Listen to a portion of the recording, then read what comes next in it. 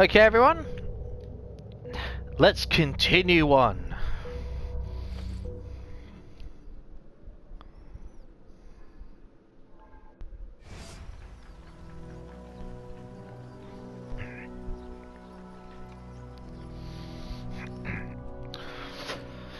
I have done as you asked. He is dead. And the disc?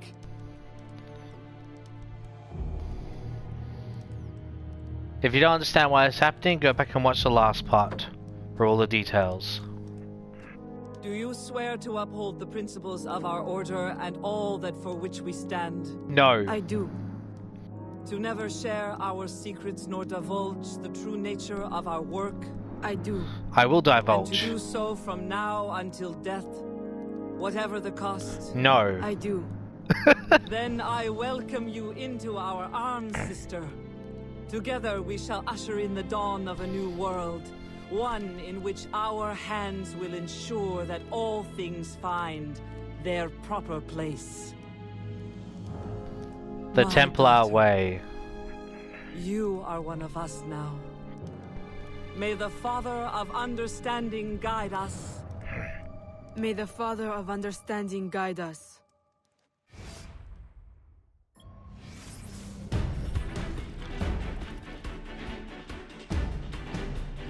There's still more.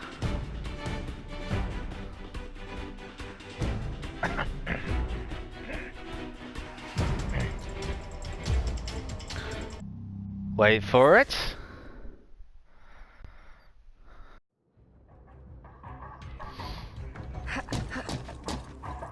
Like I said, there's more to the story.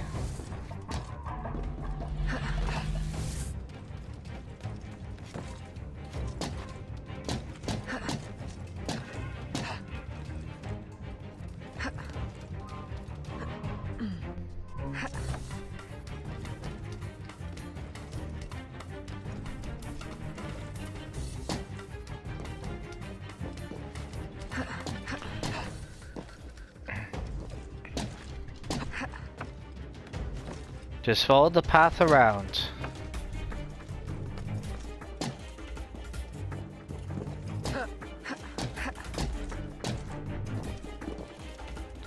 Fairly self-explanatory.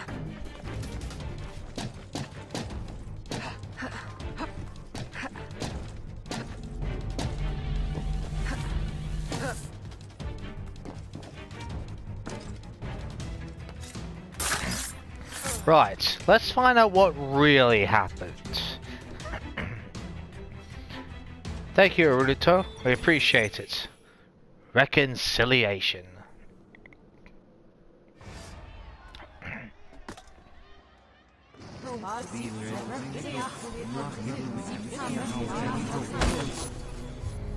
It does not work! Why can't I understand? It cannot be. I refuse to believe it. All these wasted years, a lifetime of sacrifice, and... We have all the pieces, I am certain of it. Unless... Haha! Yes! Oh god.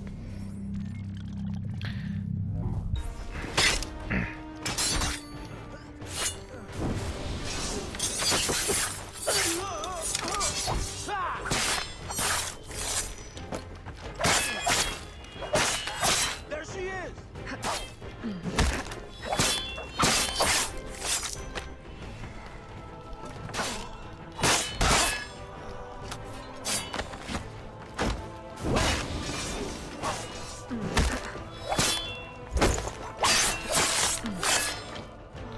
Okay. Straight through the back of the head. Oh, I meant to use the hidden blade. Never mind. Why? You can blame Chichen Itza and De Ferrer, but I see through you. My daughter. No. Daughter? Only two people can call me that. You banished one and sacrificed the other. Precisely. Foxglove. You killed my father with your care and your tonic. Why? Because he never truly loved you? And Jeanne, my mother? You stole her child, sent her away. You kept her enslaved even after my father had freed her. And now you attempt to return me to that fate. In the service of humanity. In work. The purpose for which you were created. We were created. The highest purpose. I will not serve you. Go to hell, Madeline. Go to hell. Templar Grand Master. Eve will lead us through the war of generations. There will be great sacrifice. Great sorrow to end the enslavement of the human race. Now is the time to claim our freedom. Are you with us? I am. Eve will lead us. Eve will lead us.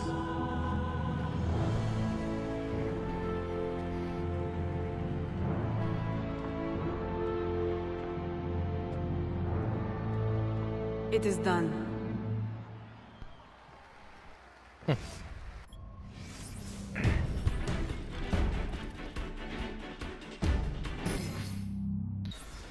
Skip the credits, because now I can go on to the bios.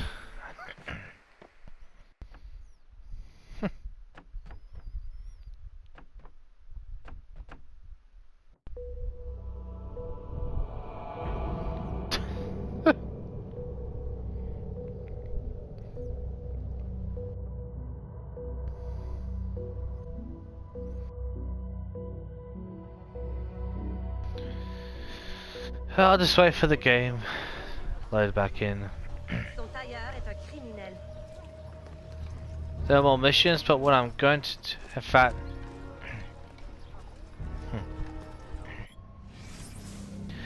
excuse me. So now you can see why I was saying, see if you can upgrade your smoke bomb pouches, because it actually does make a difference. Alright. Let's go through some of these. Start with Eveline's. This is the completed one. Aveline de Grandpré was born in New Orleans in 1747 to a wealthy businessman, Philippe Oliver de Grandpré, and his treasured Placée, unofficial wife, a slave, Jean.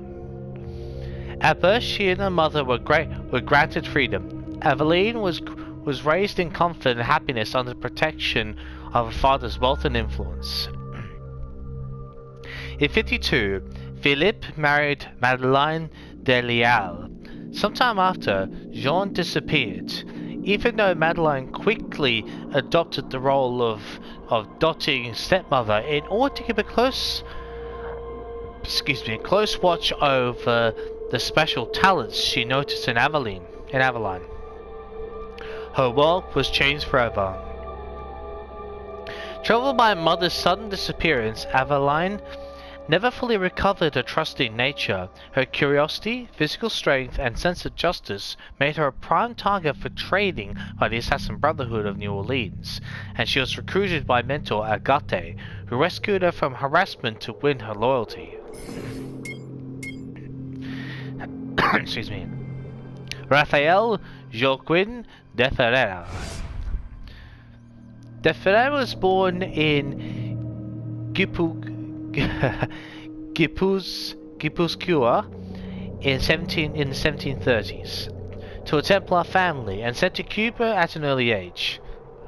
In 65, he worked with Governor Jean-Jacques Blaise d'Abadie to ensure the transition of the Louisiana Territory to a Templar oversight. Unlike Antonio de Ulia, he was a ruthless soldier who rose to prominence and responsibility, overseeing excavation research. De Ferreira was a key proponent of a Templar initiative to divert slave labor to search for first civilization artifacts. He was assassinated at Chichen Itza at the Chichen Itza worksite at the hand of noted assassin Aveline de Grandpré. Gerard Blanc. Blanc was born in Acadia in 1745 to a rebellious family whose militant actions against the English occupation preceded the great and terrible expulsion of the Acadians to Louisiana, death or hiding following the burning of their homes. Blanc arrived in New Orleans an orphan at the age of 10 and earned his keep first as an errand boy, then as a clerk and accountant to Philippe de Grandpré. Educated, intelligent, mild-mannered, and preoccupied with justice, he was welcomed into the Assassin Brotherhood and trained as an information officer.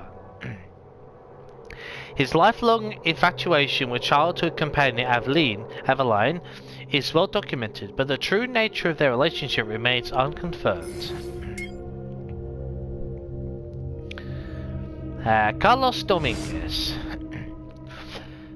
Captain Dominguez was born in the 1730s to a modest family in Spain and became a sailor at the first opportunity. Hard work and skill soon made him captain of his own ship, but soon gave way to alcohol and opportunism. This upright servant of the Templar Order devoted his life to earning and drinking a small fortune, providing small transportation to anyone who would pay. Wow, so he actually became a servant to the Templar. I didn't know that.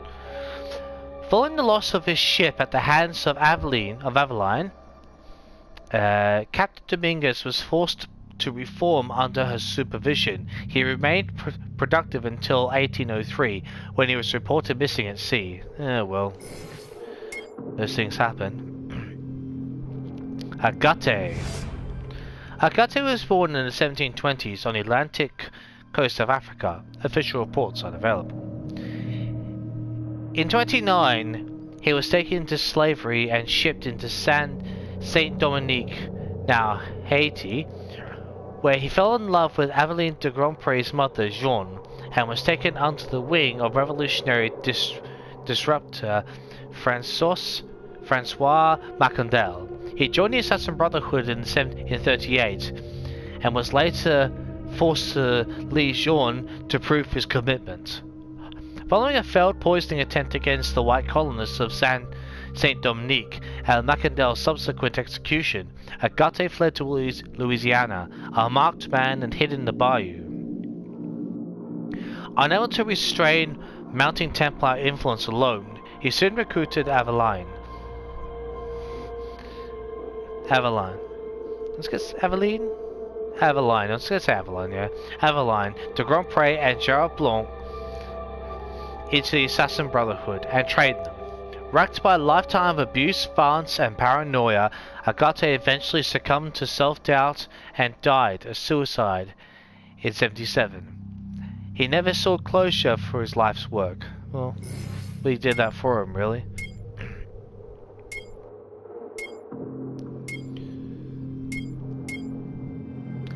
Yeah. Philippe Olivier de Grandpré was born in France in 1722 to a successful merchant family. As a young man, he moved to Louisiana in search of even greater prosperity and established a trading business, shipping goods from the New World to the Old. In 44, a trade mission to Saint Dominique, he purchased Jeanne and took her as his placée, I think that is placée. In 47, their daughter Aveline was born in New Orleans, and he experienced a personal enlightenment that saw him freed them both. In 52, he married Madeleine de Lial. Some years later, Jeanne disappeared, leaving Aveline in her care. Sorry if I keep on switching, it's forced of habit for me to switch. Sometimes I say it definitely depends on how I'm. Yeah.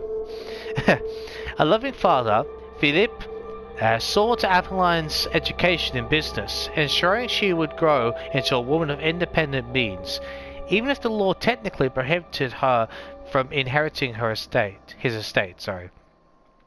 He died painfully in 76, a victim of systemic poisoning, after discovering evidence of Templar interference in his business. Yeah, well, I don't blame him that way. Madeleine Delial. She was born in New Orleans in 1732, the cherished daughter of a wealthy merchant family. A beautiful woman with a keen intellect and sharp sense of business. She married Philippe in 52 for the benefit of her family business, of course, and later devoted herself to raising his daughter by a precious union, Aveline de Grandpré, in order to groom her for induction into the Templar Order. Possessed of a calculating genius, she secretly oversaw the release and transit of slaves, and even freed black people, including Jean, I think that is, yeah. Probably gonna say that name wrong a few times. Jean, that's it, Jean. Aveline's mother, from around New Orleans to work camps and excavation sites devoted to the search for first civilization artifacts. She died in 77, following the decimation of the Templar Order of New Orleans, in an assassin brotherhood plot by Aveline de Grandpré and her cohorts, and was laid to rest in St. Louis Cathedral in recognition of a lifetime of service to the people of New Orleans. Excuse me, the assassins left no evidence. Well, since Max didn't really have much to his story, so I'll read Jean's bio. I hope I've said that. She was born on the Atlantic coast of Africa in the 1720s. She was taken into slavery as a child and transported to Saint Dominique. In 44, Jean was purchased by Mr. de Grandpré, who took her to New Orleans. She became his placée, I hope I'm saying that right, and was granted her freedom upon bearing him a daughter, Aveline, in 47. Jean vanished from New Orleans in 57, leaving a daughter behind. So I got that. We will... Excuse me. So, the way these pages work is that there's there's like capital letters, and it's like a dash, a blank, where it references a name.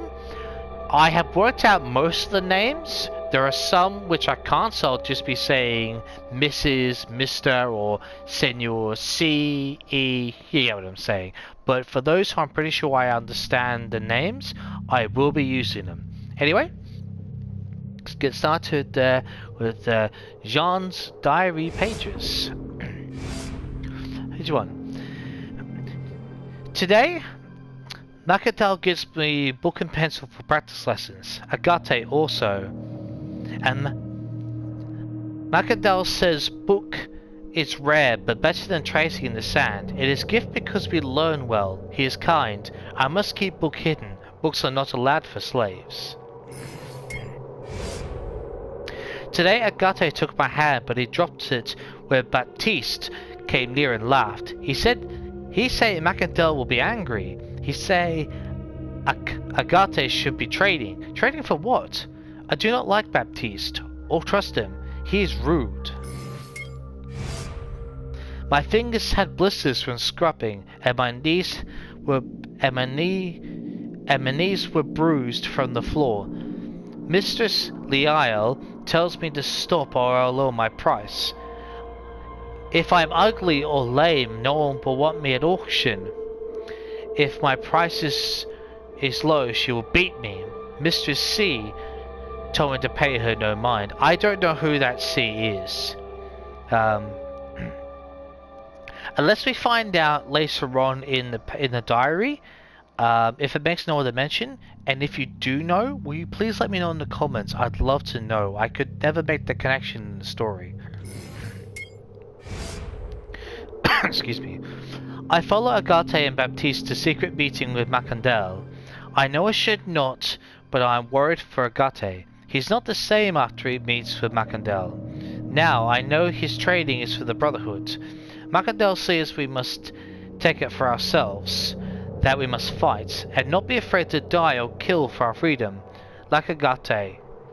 Did Agate kill? For what? For what freedom?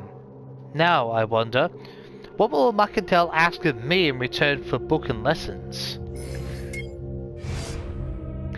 Agate asked me to join Macandel's Brotherhood. He says it is the only way we can be together. He does not tell me why. He does not know I spied before. Baptiste says I will never join because I am a traitor. Agate hits him. I do not know what to do. I love Agate, but Brotherhood scares me. Agate gives me herbs from Macandel. He wants me to add it to the wine for the family at dinner. I will not. Mistress Lial is cruel, but I will not harm Mistress C and the children. Agate goes. He say if I do not join Macandel's Brotherhood, we will never speak again. I have to confess somewhere, so I confess here. When Agate left, I took something from him. Something the Brotherhood needs, something it would kill for. I do not know why it is important, but I fear that Agate and Baptiste and Macandel will know it was me. But it is too late for them. Even if they kill me, they will not find it. So he's talking about the heart. That's a little thing that Jean took from them. That's the heart, the little thing that they put in the middle of the two prophecy discs when combined, just so you understand what's going on. Mistress Lial says auction is next week. It is wrong to think so, but I wish it was sooner. My hope is that I am bought and sent for a fair price, to a far place. I do not care about my future, only I must go from this place and the eyes of the Brotherhood. At auction, they pull back my lips and press my teeth. They lift my skirt and squeeze my legs. I sing and explain proper method of washing linen. Some do not like my speech, so I cover it and speak only roughly, as if Macandel, I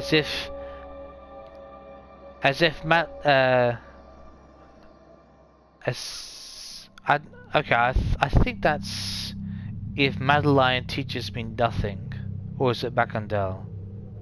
I'm gonna say Madeline. None want me. I fear Mistress Lial's whips. Yeah, it's probably Madeline. Teaches me nothing. At last, a man comes near. They call him Monsieur de Grandpré. He is quiet and does not look at me. Mistress Lial says he will not take me to Louisiana. I am glad to leave. It says he will take me to Louisiana. I am glad to leave this place. I am allowed to bring only my clothes, but I am able to hide my diary. I put it inside my skirt. I stitched the heart of Brotherhood into the lining. I am afraid Mistress Lial will find them, but I am spared. Awesome, that's pretty good. Now I am on the ship that takes me away. At first I worry it will be like when I am stolen from my parents, but I am allowed to sleep in quarters near Monsieur de Grandpré, so I may tend to him. Sometimes I may take care. There is food. No one dies. Well, that's a good start, I suppose. Monsieur de Grandpré comes to my quarters at night. At first I think it is not proper, but I know I am no one to refuse him. I cannot stop from thinking of Agate. Did I betray him? Or he me? I am glad he cannot find me, but still I see his face in every man, and sometimes I wish it was him. I will try harder to be devoted to Monsieur de Grandpré. He treats me gently, although he does not have to. He brings me safety. I learned his name is Philippe, or Philippe.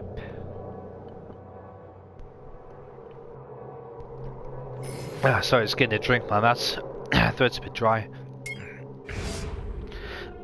Excuse me. We arrive in New Orleans. Monsieur de Grandpré says I will not take my quarters among the other slaves, but in his house. I do not know what the others will think. I know I should be glad for any comfort I am given. Yeah, probably, yeah. Considering how bad things were at that time as well. Philip asked me to become his placé.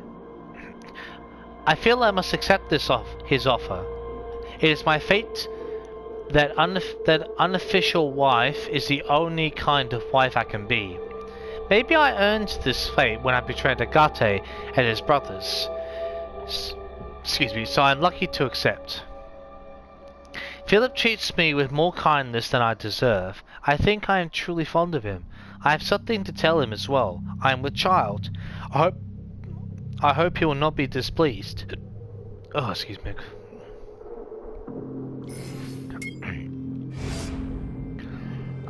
So I won't read. I'm not reading today, so I'm letting you read. I'm just going through the main pages. My daughter is born. She is healthy and complete. My love for her grows in a way that makes me think I will not ever know true love. That I did not ever know true love before. She has Philip's eyes. We call her Aveline. Philip was full of emotion at her birth. On seeing her, he falls to his knees. He says he is ashamed. He begs forgiveness for keeping me enslaved all this time. He vows to grant us both our freedom. Perhaps there is hope for the future after all. I have not written in a long while. So busy have I been with Aveline and all the affairs of the household. How we have grown together as a family, and Aveline is truly the heart of our home, winning the hearts of all who meet her with a playful nature and carefree smile. I should not have thought it possible that a daughter of mine could enjoy such a life of comfort and freedom. True, there are those who would taunt us with rude remarks in the street, but they are far outnumbered by friends. I know Philip's prominent position and success in trading are responsible, but I am grateful I am grateful every day. Yeah, it's quite good actually. Yeah, considering. Not since I last saw my parents did I ever allow myself to imagine I would ever enjoy such happiness again. Aveline continues to grow in health, intelligence, and beauty. Her father, dots on her debt. I don't know what that's supposed to say. Sorry. Her debt. I'm assuming that's supposed to be a good thing. Sorry, I have no idea what she's trying to say there. Our happiness is marred only by recent troubles with Philip's business. He returns home later and later, his brow more and more furrowed, but he seems to be confident that his investor, Monsieur de Leal, with his daughter, who visits frequently, will help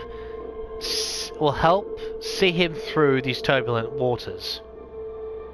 I try to persuade Philip that we can make do with much less, if that is required. Sometimes I worry about that daughter of mine. For all her charm and wit, she is rather active for a girl of her age. She can hardly go to the market without running off after the dogs and chickens, or climbing crates of dry goods. I tell her she must stay by me, lest I lose her for good, and she takes it for a game, giggling wildly and running free again.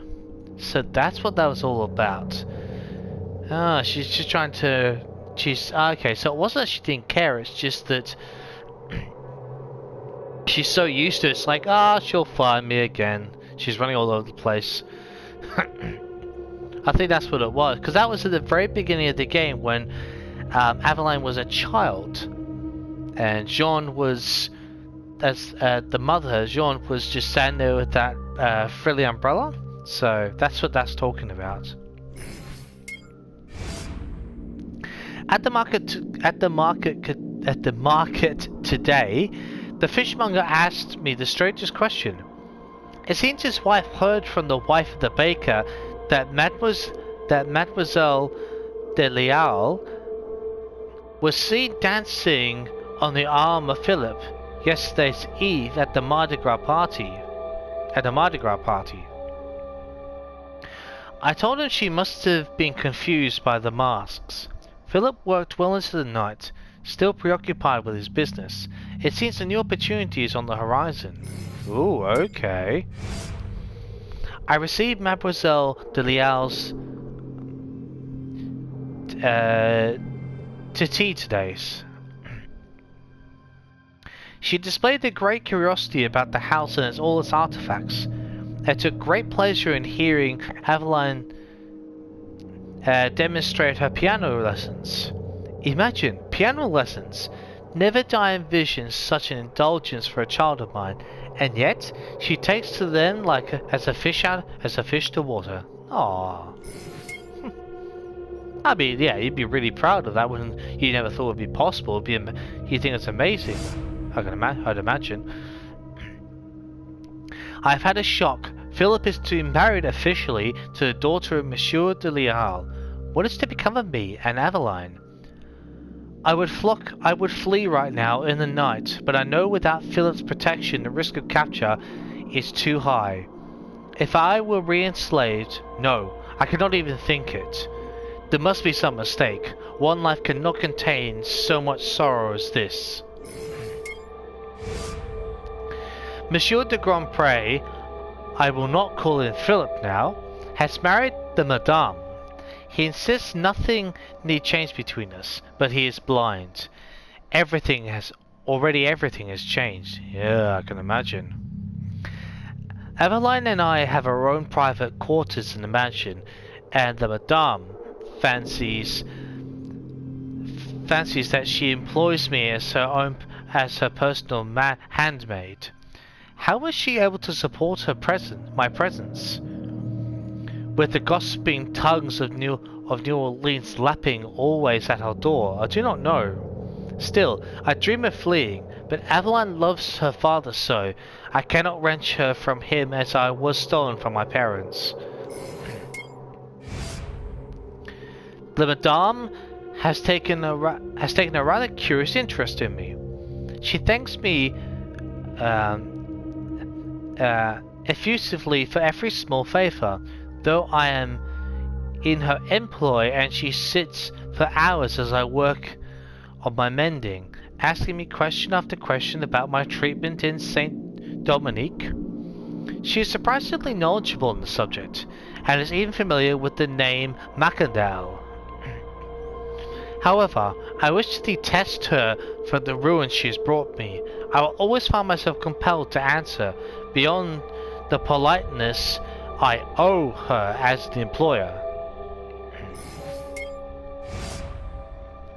The Madame is in contact with a great many traders' wives, who have a great many things to say about the shape of hats and the price of cotton. I strain to hear news of the Brotherhood, or even to read between the lines. But thus far I have not been rewarded with any information that can confirm or deny me my continued safety here.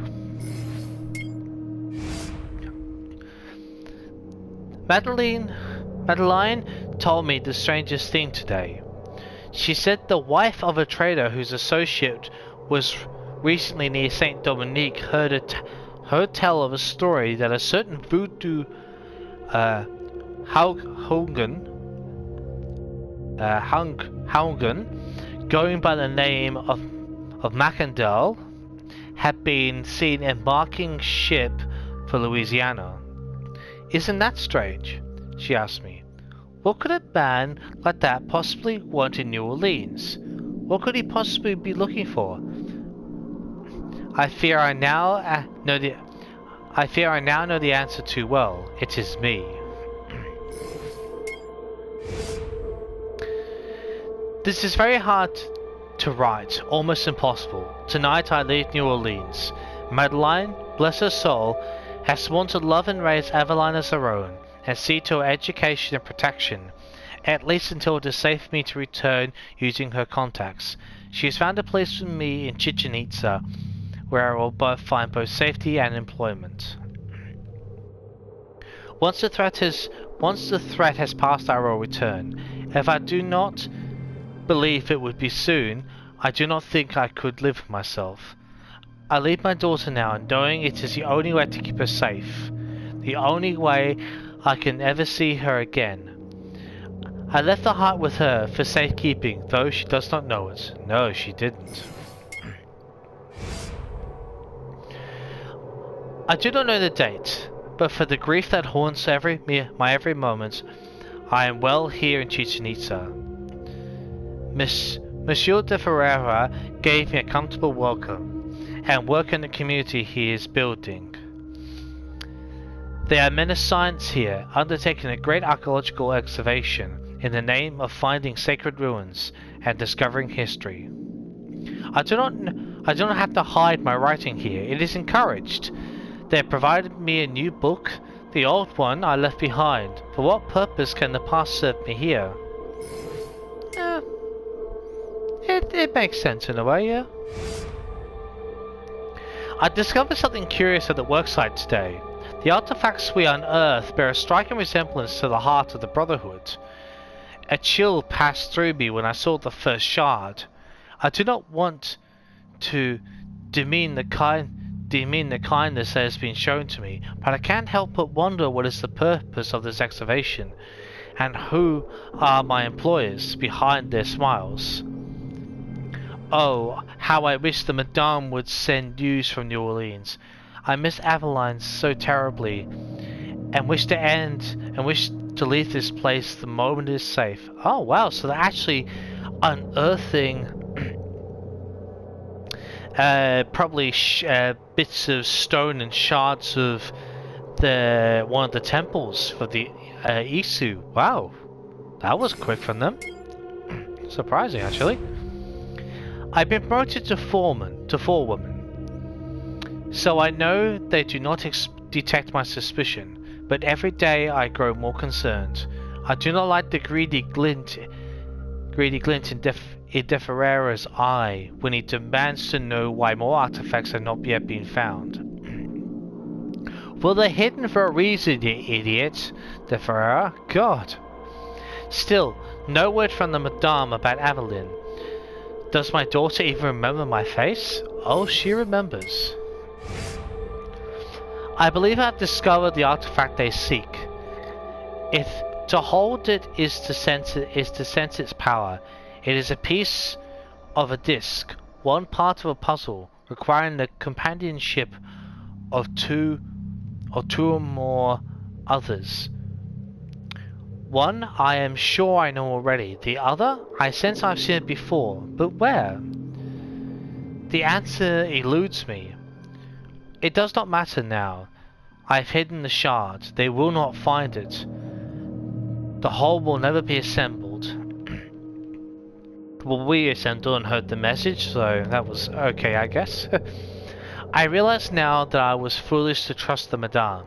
She is not who she says she is. Her knowledge sprang not from the gospel traders' wives, but from some direct source. She is not of the Brotherhood, but she is something else, equally sinister. I fear what harm may come to my daughter, to what lengths and to what purpose she may have been manipulated. Well, it's okay, she didn't quite get dragged in. She was confused, but she stuck to her ways. Good on her. At last, De Ferreira tires of my excuses. He has banished me from my work and from the community. I will seek some hiding place. As long as De Ferreira controls the port, there is no chance of escape. These people see all, know all. Wow. Well, at least she found, happiness and all. At least she actually found a way to be happy, so that was really good. Wow, and in that ends Assassin's Creed Liberation Remastered. I think honestly, yeah, and I did enjoy it just for going down memory lane. I mean, I'll tell you what, that canoe thing and that underground waterway was so beyond annoying, as you will know from watching it. Look, I enjoyed the fact because not all the games you can go through and do the trading, build up your finances. You know, you could always buy weapons at certain points. Some weapons, other games you could just find readily, or you had to redeem them. I mean, for the story that we got, it's actually quite good because it fills in a few gaps. It tells a story from a different part of the world that is self-contained. But they gave a link to a much bigger game, AC3, which was actually quite good because it links up the series in a way. Because like, well, these are kind of at the same time, but they were both searching in different areas. you know, in one part of the world, they're trying to search for the Great Temple.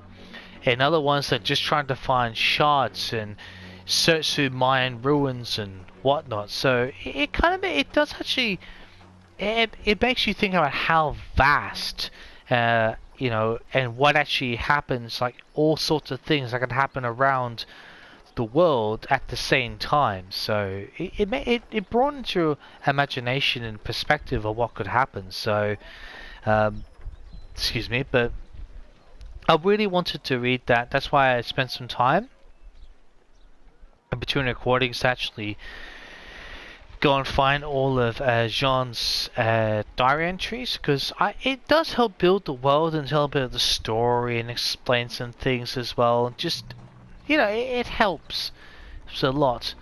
But I mean, I don't remember playing. I finished the game and everything, but the original. But from my personal recall, it didn't have as many glitches and bugs. I mean, this in the remastered version, it's the same as AC3. They didn't. They smoothed out the textures and a little bit of the world, but the one thing that they should have done and worked more on is stop, like, because you had to download the game unless you hadn't bought the season pass, and for AC Odyssey, because that would have meant, because when you got AC Odyssey, you bought the season pass, you got AC3 and AC Liberation Remastered for free, downloadable. If you didn't, you had to go and buy a hard copy. I don't know whether it made a difference with the hard copy to download it, but it should never have crashed that many times. I mean, there was halfway through one of the recordings and the game just crashed. There was constant crashes. For a remastered version, they should have done a lot better smoothing that stuff out. It spoilt it because you're constantly having to reload it, restart the game, and as much as the game is good, if a game constantly crashes, you lose your enjoyment in it. But aside from that, it is a good game. It is a side game, like a side project, but it's still a well self-contained side project. It gives a good perspective, a life of another assassin, her knowledge of the Brotherhood, her journey, even through a few years. It shows the struggles, what they deal with, and everything, and I find that quite intriguing at times. But anyway, on that note, we are going to end it here. Thank you all for watching and joining me on this playthrough of Assassin's Creed Liberation Remastered.